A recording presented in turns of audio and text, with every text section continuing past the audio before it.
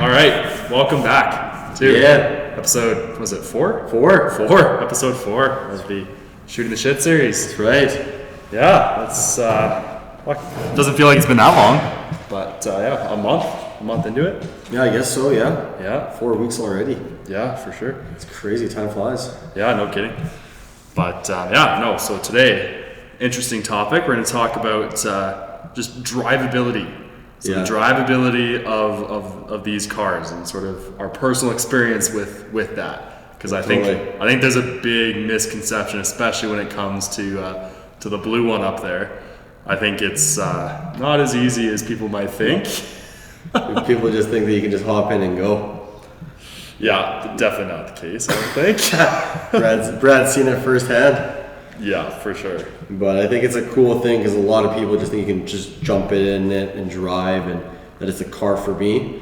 Yeah. And we've had a lot of people thinking that I'm just going to toss the keys to the car and let them drive it. It's like, with all the respect, you don't know really what it entails to drive that car. Yeah. Every car is different in its own way. Yeah, and it's not doubting that person's driving ability. It's just it's different. Yeah, right? the car itself. Yeah, it's very, very, very different. You know, when you look at, say, the R8. Yeah.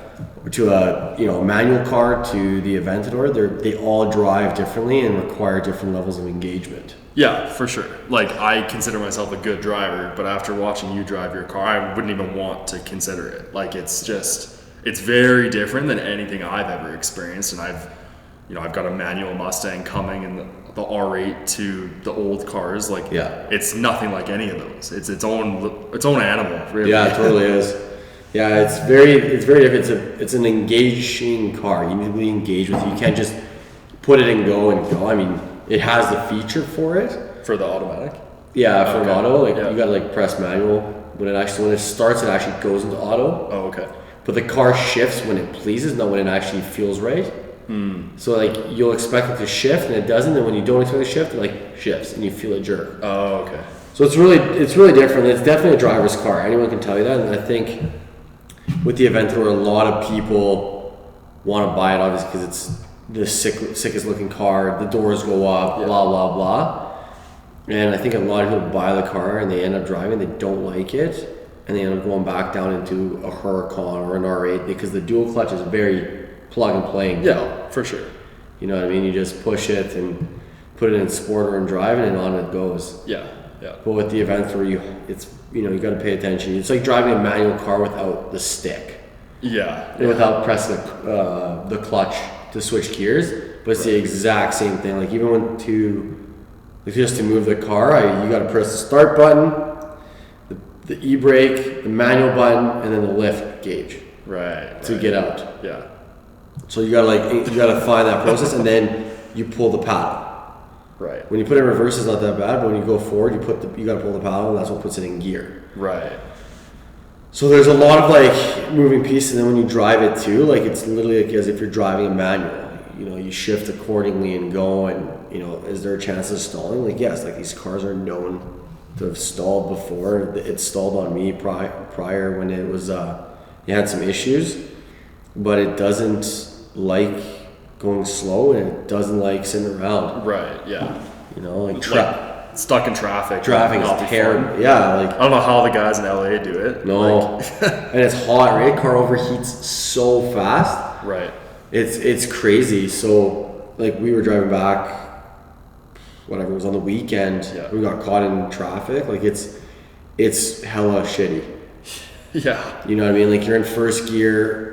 If you don't know how to control your foot pedal in that first gear, it gets really jerky. And then as you get it more jerky, the clutch heats up and then it starts slipping. And then when you're standing there and just idling, you can see the RPMs drop and it wants to stall.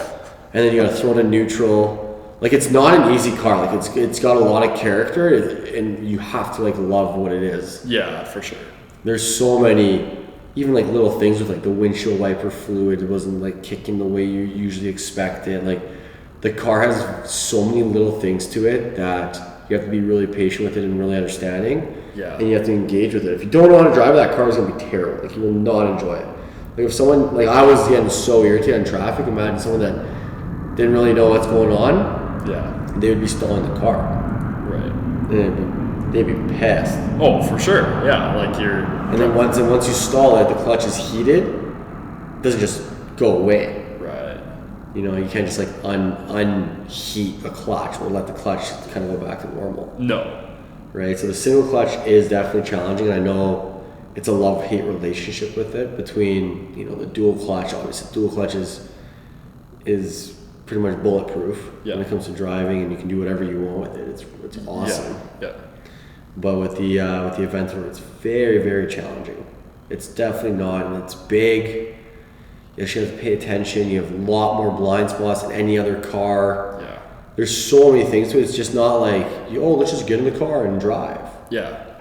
Yeah, like when you first brought it over and I saw it for the first couple times even, like the size is ridiculous. It's huge. Like the pictures don't do it any justice. No. Like I'd never been that close to one until you picked yours up, and it's like, I mean, just seeing it on the lift, like it's 2 inches off on either side of the lift, side, yeah. right? Like it's a very wide car and it's super low to the ground. Like it comes up to like just over my hip when I'm standing next to it. Like it's just so, but that's what makes it cool. Like that's what makes it look appealing, because nothing else is like that. Yeah, there's no other curb appeal like it for sure. Yeah, exactly. Like even like the 720S, I think, is a beautiful car, but it's very different because it kind of bubbles in different ways. Yeah, like it's more roundy. Yeah, it's taller. It's not as like sharp and aggressive, right? Or well, no, it's still aggressive, but it's just not that many angles. Yeah, it's not edgy. Exactly. There's not a lot of like edges and angles and lines and stuff. Yeah, it's very different. It's a very different car. Like I said, a lot of people, you know, I'm sure there's a lot of people out there that want to like buy this car or have the aspirations of getting this car, but I think before you set your mind to it, you should really know what you're getting into. Yeah. Otherwise, you're going to be disappointed when you go to buy and it's not what you want. Exactly. You know, people are like, oh, you daily drive this car. I don't daily drive this car. Daily driving this car would mean I'm going to the grocery store with it, I'm going to the gym, I'm going to my parents' house, I'm going to this. There's no way you wouldn't even want to daily drive it. Right. Because it just burns a lot of fuel, and it's you eventually just get irritated after a certain point. Yeah. Especially going slow. Right. Do I drive? I drive it more often. Yeah. For sure. Like I probably pull it out like twice a week, 3 times a week or whatever. Right. Versus some people pull it out once a year. Yeah.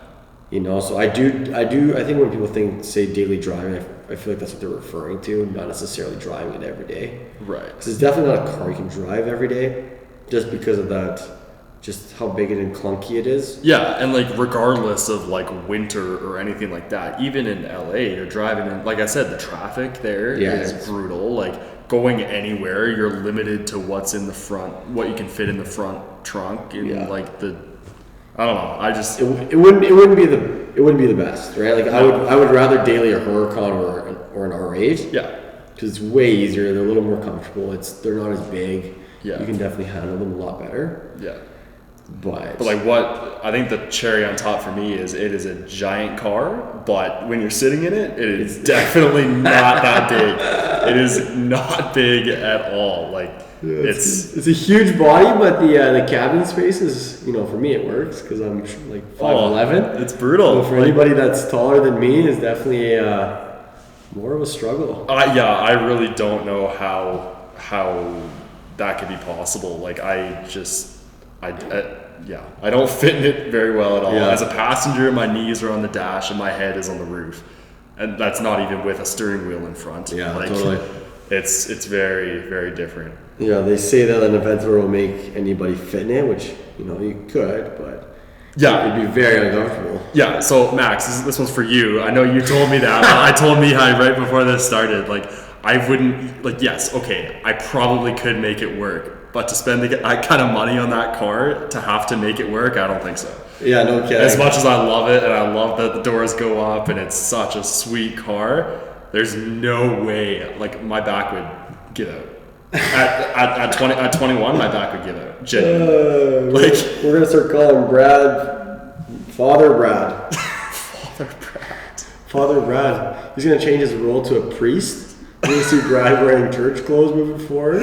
We're going to dye his hair gray, and he's going to be called Father Brad. Father Brad. I know. Like Father John from Robin Hood. You know what I'm talking about? Yeah.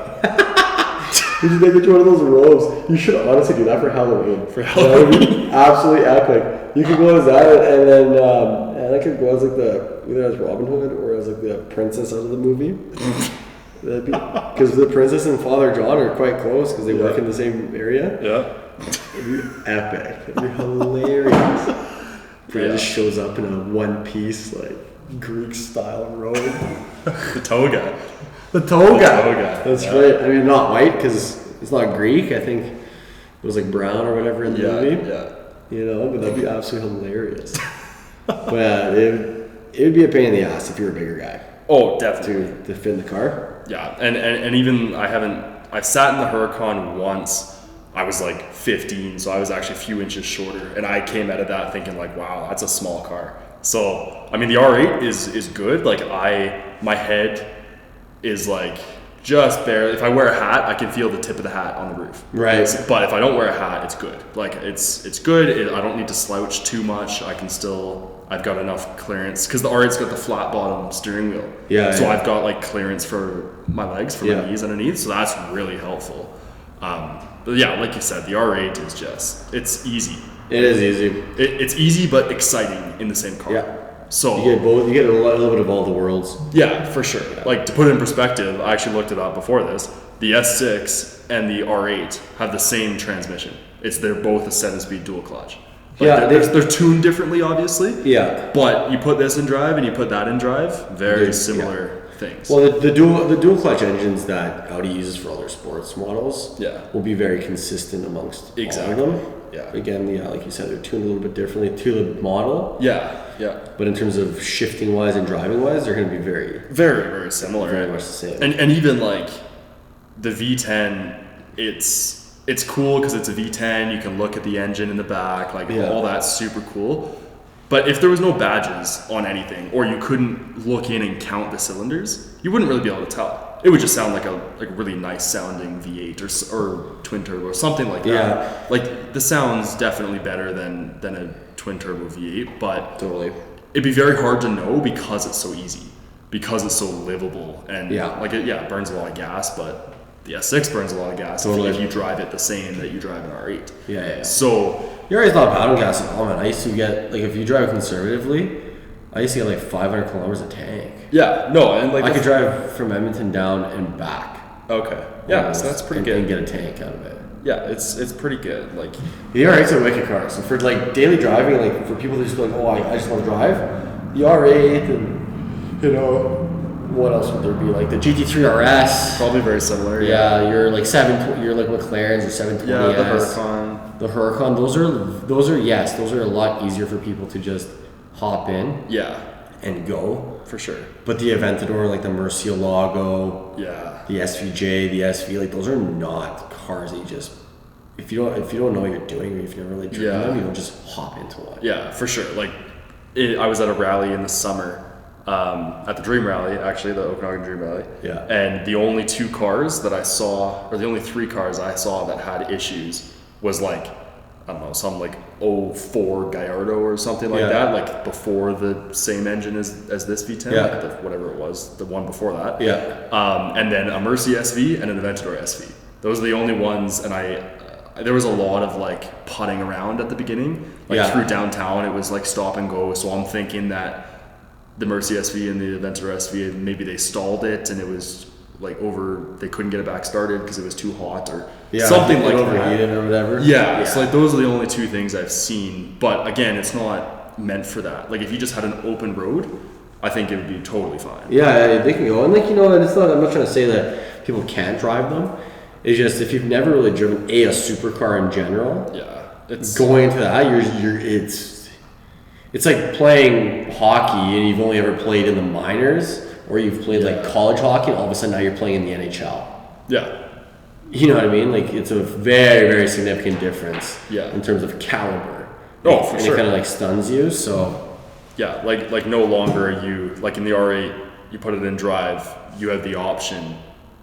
Well, I guess you do with the Aventador too, but you could totally drive that thing in automatic. Yeah, yeah. And it's totally fine. And it's not until you put it into manual and start using the paddles that it gets a little bit more lively. Yeah. But I don't know, from what you're saying, the Aventador is... No, I don't like how it shifts in auto. Yeah. The way it shifts in automatic is weird. And, you know, you can ask anybody you want, you know. Nobody that has those cars drives them in auto. Yeah, and why would you? I mean... You know, you drive it in manual because you want to feel that gear engage on that single clutch and the thrust. For sure. Every time. Yeah. Right? You're not buying that car to put it in auto. If you're buying that car to put it in auto, you're a pussy. And it's the same thing with Max to send me. There's a cylinder, what's it called? Where like it deactivates. Oh, cylinder deactivation? Or whatever it is. Yeah. You know, where it like deactivates the cylinder when you're driving because it's trying to save on fuel or whatever. And Max said that if that light, because there's a light that comes on it, if that ever comes on, you're being a bitch. He's like, I never want to hear or see that light come on the dash that the cylinder deactivation is kicking in because you're just putting it. Yeah, that sounds like Max. You know, so. But that's crazy. I didn't realize I had that. Yeah, I think it drops it down like, I forget what Max said, it shuts down like down to 8 cylinders or something weird like that. I can't remember what he said, but he definitely said that you can, it definitely shuts. Crazy. There's a feature on it. It's got an eco mode.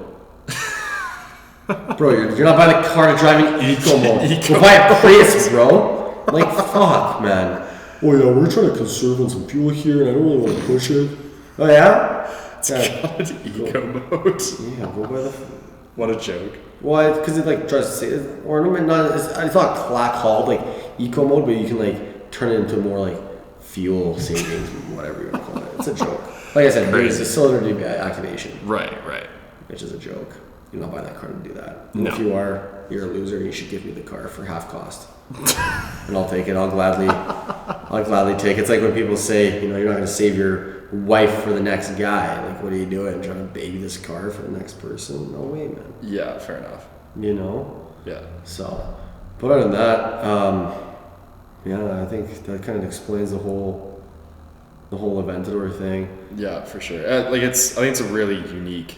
It's its own caliber. Like yeah. The car's in its own bracket as a whole, and anyone will agree with that. Yeah. The car's high enough in looks and performance and sound that it fits with like the hypercars, and like just high enough to fit in with them. For sure. But then it also fits with the supercars. So it's the only car that works with both. Yeah, for sure. And like, at least for like my generation, probably yours, I was a little bit too young for the Mercy to be like the top dog. It was always the Aventador. Yeah. Because like, when did they come out? 2012. 2012. So they probably would have released that in yeah. So like that's 2011. Yeah. So like, that's when I would first start looking at like, you know, what are new cars? Like what's a sick new car? And of course, it was always the Aventador. Yes. So you see, for me, it probably still would have been into that like Mercy and Enzo sort of look. Oh, okay, yeah. Because 2011, I was 16.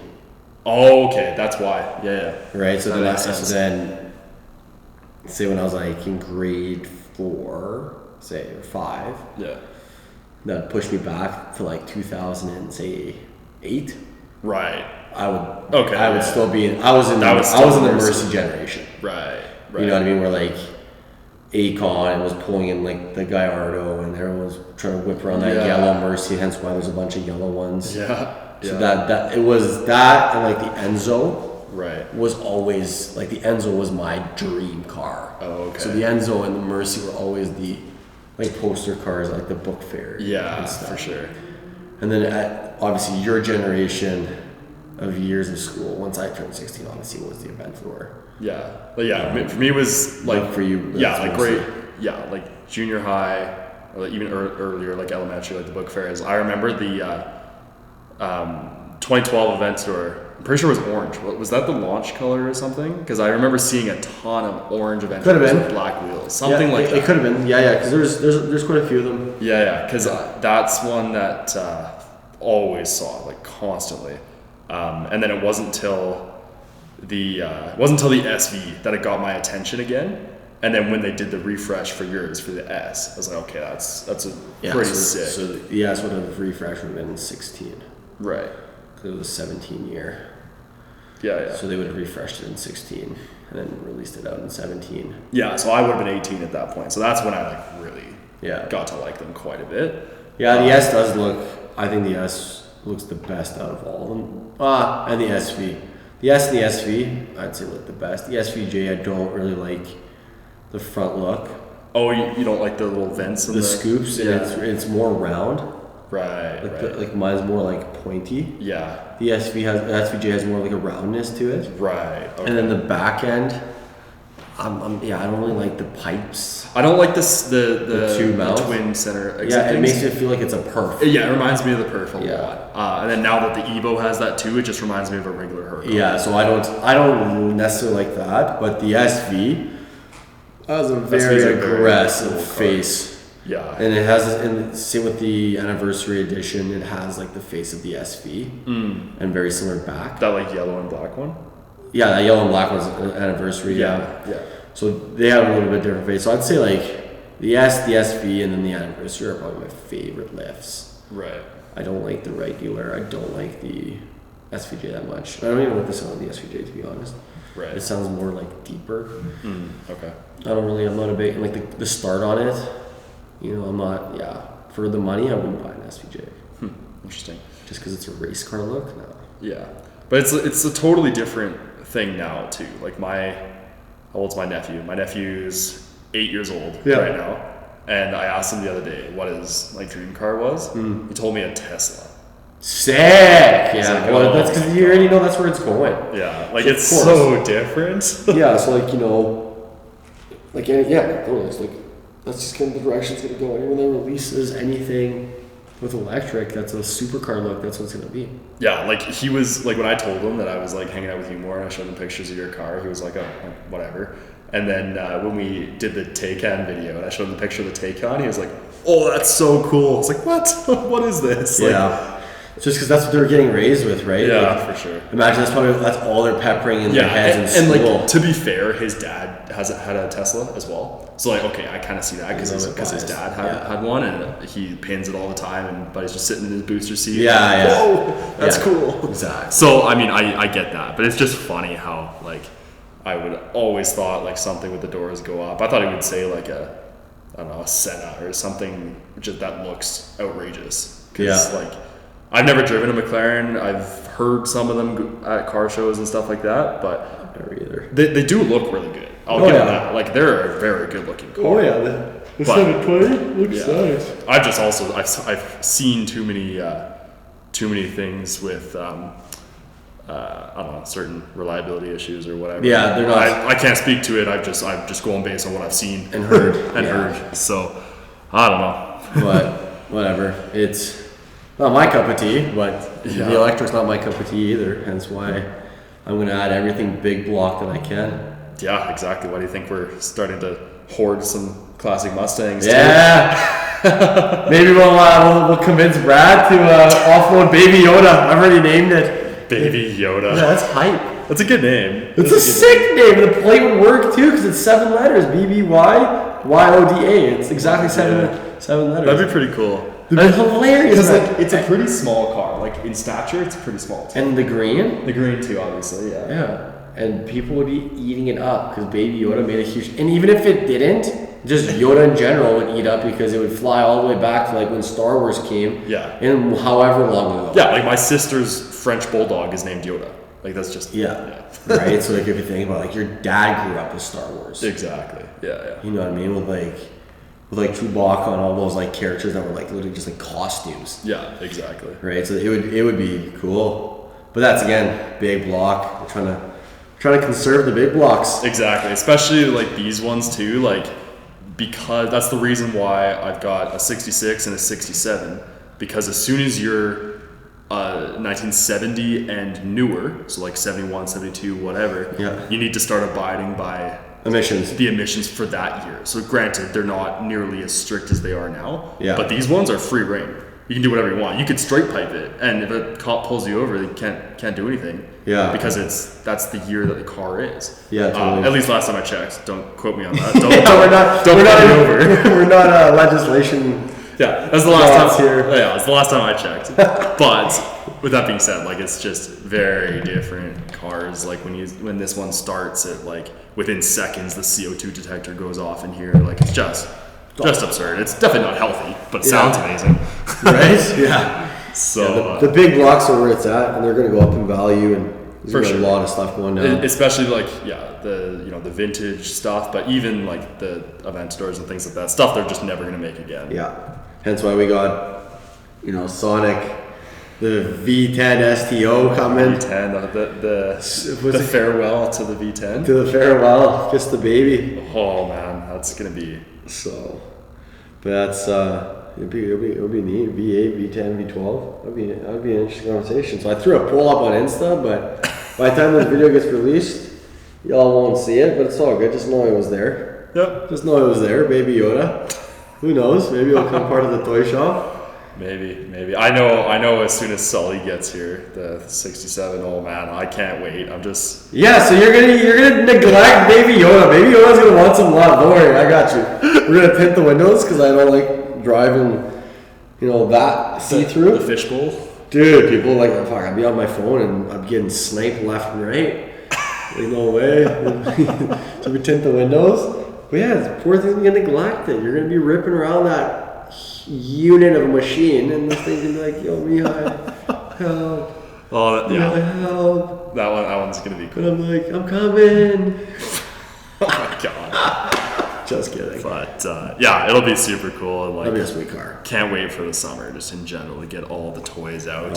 Even just in the vault to see, like, we got a little taste today. Saw a pretty sweet Porsche. Yeah. Going around. The 488. Oh yeah, and the 488.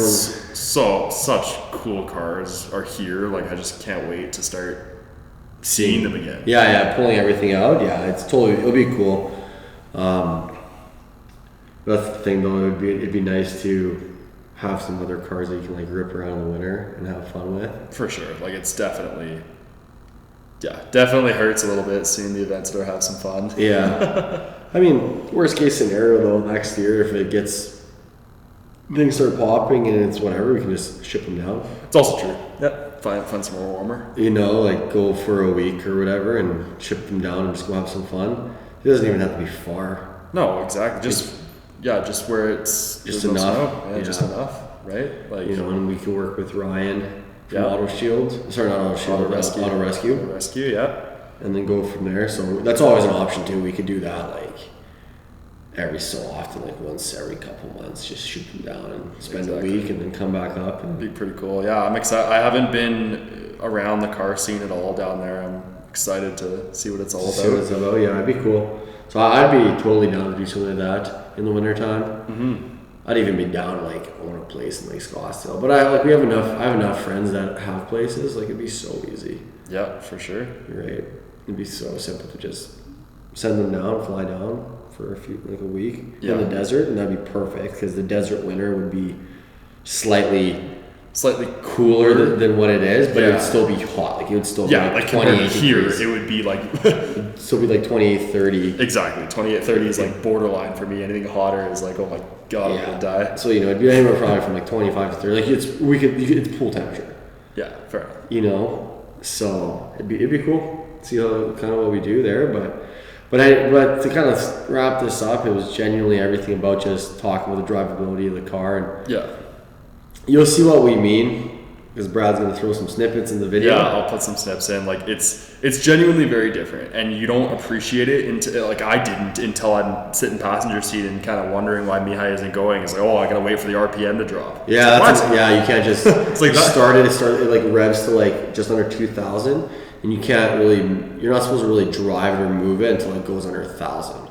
You can, obviously, but I'm not going to, the guys from the dealership, Ben tells me, just let it sit. I'm going to let it sit. You're going to let it sit, yeah. Like, you don't get an appreciation until you're sitting in the car. And it's actually funny, that one video that the Calgary account, like the Urba Calgary repost. Oh, and they were talking. Yeah. People were like, oh, it's green, pal. Yeah. No, relax, man. I was in neutral and I was trying to put it in first gear, and for some reason it wasn't going. Yeah, shout out to everyone who's talking shit. Fuck you. Because you actually don't even know why it was actually. I was in neutral. And then when I looked up, it was in green, and then I was trying to put it in first gear. Yeah. For some reason, it wasn't engaging. And I was the one that took that video. It's not like I was just a member of the public that was getting pissed off that he wasn't going. Yeah, honk the horn. People were saying, like, yeah, I'll honk my horn. Pussy. Yeah. But that's exactly it. Yeah, because when you're neutral, you have to hit the brake and pull the gear. Yeah, and you can't just tap it. You like fully engage it. So like I think what happened was I hit the brake and I tried and I just tapped it and it didn't engage and I let off the brake and then you had to hit the brakes again and then do it again. So that's like that slight second. That's like 2-3 seconds, which on camera, those 2-3 seconds of hesitation you can clearly see. No, for sure. And because there was a car in front of you that just takes the foot off the brake and goes. It's very different. But yeah, I took that video, so I wasn't mad. I knew that happened. Yeah, so exactly. Calm down. Yeah, no doubt. Thanks for the clout. That's right. But hey, that was good. It was good for engagement. Yeah, it was a good share. Thanks, Urban Calgary. Feel free to share this ski one too. People just going off on those ones. Oh, pin it. Yeah. Don't worry, I'm not gonna pin it. Land in a freaking tree because my ass end goes. Like, no thanks, dude. Are you gonna buy me a new car? No, I didn't think so. You're gonna have to sell your wife's left kidney and your left kidney to get to it. So. But yeah, no, so that was good. Little insight. Like Mihai said, I'll throw some clips in there so you can just sort of get a bit of a feel of the drivability and how it's different and how it wouldn't be the best daily out there. Essentially, yeah. But anyways, thanks for tuning in, and we'll chat with you guys next week. Yeah, take care, guys.